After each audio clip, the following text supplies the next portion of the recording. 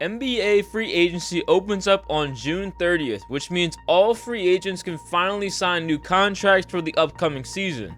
With the new CBA rules coming into effect next year, this free agency period is crucial for teams building moving forward. Today I have the 15 best players of the 2023 free agency class split up between frontcourt and backcourt players. First, let's get started with the backcourt. Russell Westbrook's stint with the Los Angeles Clippers shows that he still has some left in the tank to contribute to winning basketball. He certainly isn't the guy anymore, but when he's in a situation that best fits around him, like with the Clippers, he could still be a floor general and provide the energy when needed. There aren't many teams that suit his needs like the Clippers do, so I expect him to remain with the Clippers. But a team that would find him very interesting on is Chicago. If they can retain VUCEVIC, he would be the first legitimate stretch 5 that Russ has played with, which is an ideal fit for a guy who is at his best when going downhill. It seems likely that Josh Hart will remain in New York, but a few weeks ago he mentioned to Taylor Rooks that his intention was to decline his player option and hit free agency. Just a couple days ago, Josh Hart and the New York Knicks agreed to extend his player option deadline to the 29th, which gives him some more time to decide what he wants to do. If he were to hit the open market, plenty of teams could use a guy like Josh Hart, a tenacious defender, a hustle guy, and someone who can hit a timely 3. Miami's in a situation where it's likely they'll only be able to keep one of GABE, VINCENT, or Max Strus, which is why I'm just going to talk about them together. With the Damian Lillard rumors hanging over the team's head, making a decision based on a roster that may shift completely in a week or so is a hard choice to make. GABE VINCENT is a microwave scoring guard who had a pretty solid playoff run, and I think he could be the 5th starter on a team that doesn't require him to be a playmaker. His ability to move off the ball and shoot in a variety of situations, it'll make him a very intriguing prospect. I wouldn't be surprised if the Lakers go after him.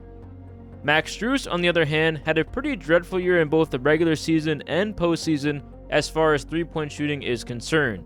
He certainly has a skill set that will give him a long NBA career. He's a high-volume three-point shooter who competes on defense, but certainly isn't the best on that end. You could plug a player like Max Strus onto any team in the NBA and he'll fit in the rotation. If I had to guess, Miami will go with Max Strus over GABE VINCENT because of that reason. His size makes him a lot more playable in different lineup situations. If the Blazers decide to trade Lillard to Miami, Max Strus is a guy that makes sense to play with Dame. The 7th best backcourt free agent this summer is D'Angelo Russell. D'Lo's in a really interesting situation. He's coming off the last year of a 4-year, $120 million deal, playing for 3 teams over the duration of the contract. When you look at his skill set, he appears to be a perfect fit for any team who needs a guard. Solid three-point shooter, crafty passer, can play on or off the ball. The issue is, it doesn't seem like it translates when it's needed the most. Over his 27 playoff games, his numbers have faltered across the board offensively, and then you combine that with his lack of defensive ability, he just hasn't been a good enough player. With D'Lo turning 28 next season, he certainly has time to correct his path and his future, but I have a hard time seeing anyone bring him in on a multi-year deal after this season. If the Lakers strike out in free agency, I could see him returning on a 1-year prove-it deal. At number 6, we have Fred VanVleet. Fred is coveted quite a bit in free agency this year, but I'm not really high on him as a player. There's a good shot that someone will give him 4 years, north of $100 million on a contract, and whatever team that ends up being, best of luck to you. Fred is a 6-footer, getting close to 30, not the defender he used to be, and is really not very efficient. There seems to be some interest in a reunion in Toronto, since the Raptors are keen on running it back with the nucleus they had from last year. His best fit, in my opinion, is kind of similar to how we talked about GABE VINCENT earlier. Put him on a team where he's not responsible as the primary playmaker, run him off screens and let him fire away from 3. I think that's the best option for him on offense. In Toronto, he's been the primary playmaker, and I don't think that plays to his strengths. At number 5, we have Jordan Clarkson. Clarkson is coming off the best season of his career, the 2nd time of his career where he's been a full-time starter. A good stretch of that time frame this past season, the Jazz were playing some really good basketball. He has a player option that he needs to accept by the 29th. If he declines, he will hit the open market. I would imagine both he and Utah would have a mutual interest in sticking together, as the Utah backcourt appears to be pretty bare. If he were to hit the open market, It's been reported that Houston will be interested, a team that appears to be interested in almost every single free agent. With little money to go around this offseason, he would have to take a huge pay cut to go play for a true contender. At number 4, we have Bruce Brown Jr. Brown had a player option he declined, and rightfully so, coming off an incredible championship run with the Denver Nuggets. Brown is a Swiss Army knife type of player who's played almost every role you could think of in his career. He was a point guard in college, he was a small ball 5 in the NBA, and that helped forge him into the killer he became with the Denver Nuggets. There's a mutual interest in keeping Brown in Denver, but I imagine it's going to come down to how much money he's going to be willing to leave on the table.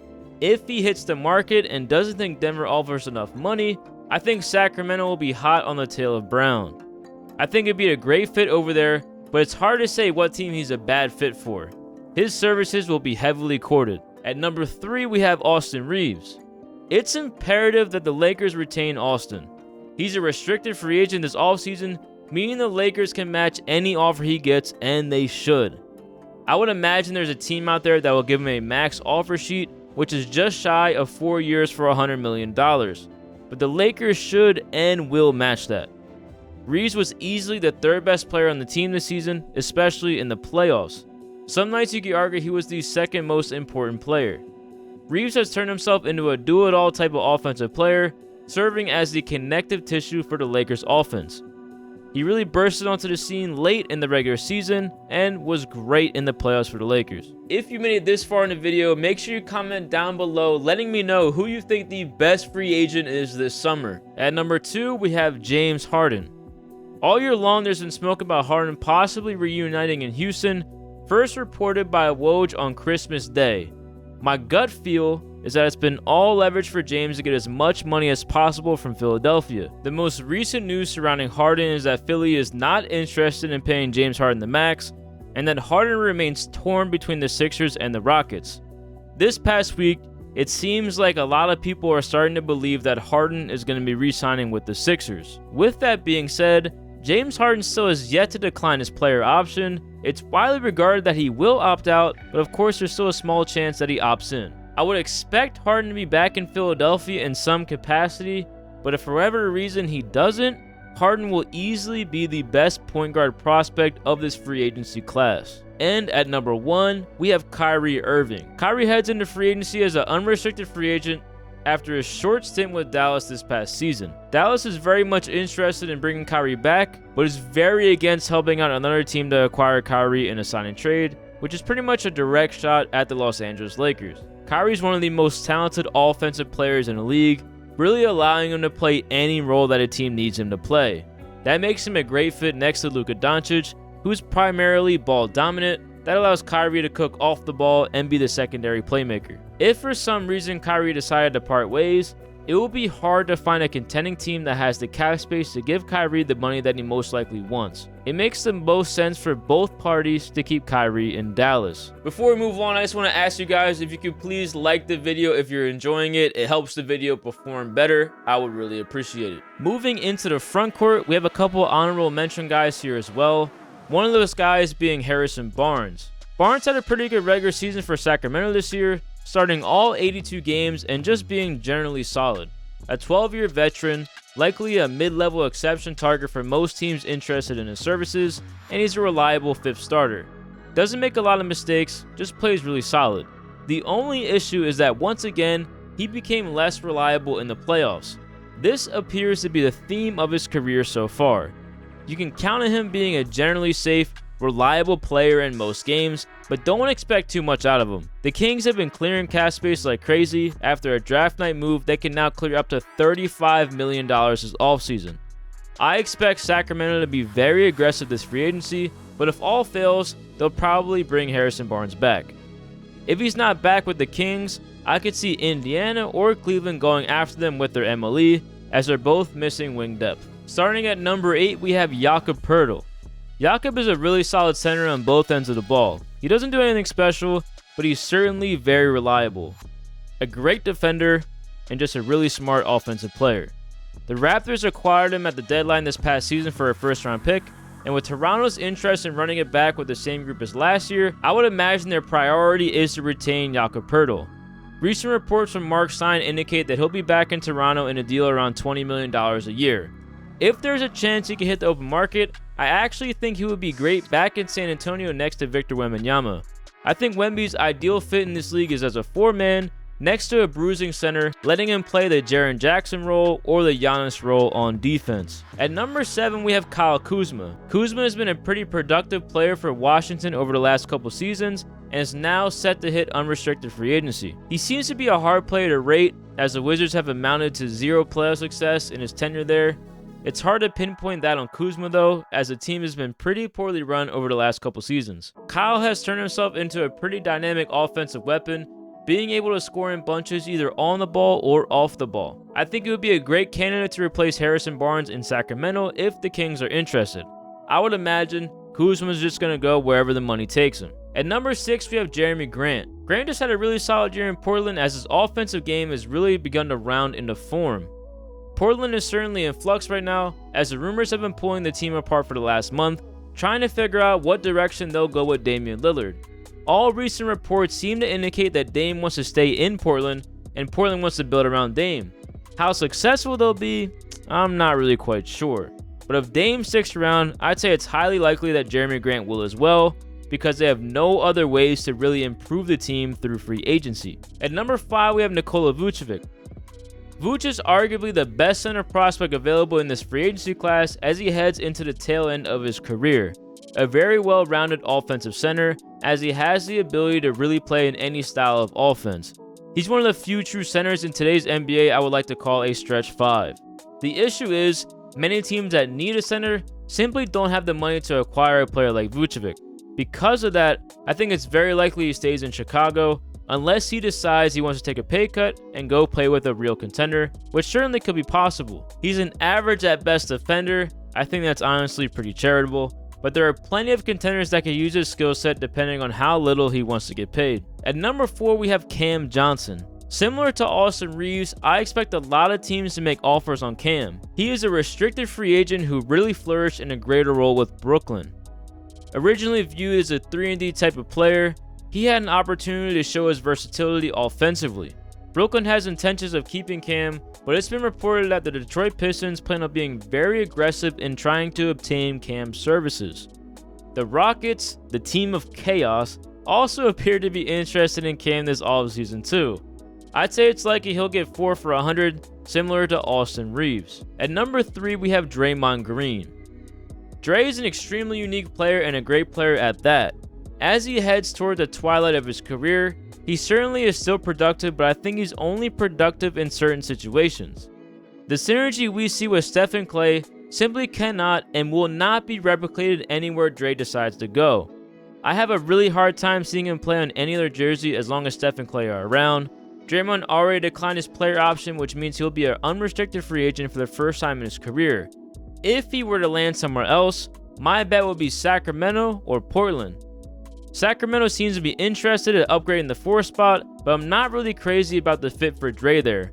Portland, on the other hand, that's a place that could really utilize his skill set. Draymond and Damian Lillard can really run a lot of similar actions that Draymond and Steph run in Golden State. Then if Portland keeps Anthony Simons around too, that's another guy that can fly around dribble handoffs and really attack with Draymond Green. With all that being said, it seems extremely likely that Draymond's going to re-up with Golden State, and really, I can't see him anywhere else. At number 2, we have Khris Middleton. Middleton just declined his $40 million player option. Given his injury issues lately, I consider that a pretty big risk. To me, that says he has something lined up for him if he's willing to opt out. There's no way anyone gives him $40 million a year, but I can imagine he will still get multiple years at $25 million plus, unless he wants to take a big hometown discount to stay in Milwaukee. I do believe that he'll be on the Bucks next season, and it's just going to come down to dollar amount. If he were to test free agency, once again, Houston is also interested in Khris Middleton, and I could see him being a great fit in Sacramento. And the best frontcourt free agent available this summer is Brook Lopez. Brook Lopez is the perfect role player center for any team that's interested in winning games. He was a finalist for Defensive Player of the Year this year. He's arguably the best big man shooter, borderline unconscious shooter, any 7 feet tall, pulling from 30 feet. As Brook Lopez heads into the twilight of his career, he's 35 years old. This will most likely be his last big payday if he decides to cash in. I could see a team giving him 1 year, $25–30 million. For example, a team like Oklahoma City, Chet Holmgren's coming back from injury. He needs to get into playing shape. OKC needs a steady hand at center. They have a ton of cap space. They give Brook $30 million for 1 year just to be a steadying force and to show the guys how to play winning basketball. Same situation, San Antonio Spurs. Wemby's coming to town. Like I said earlier, I think Wemby's going to be best as a 4 in the NBA.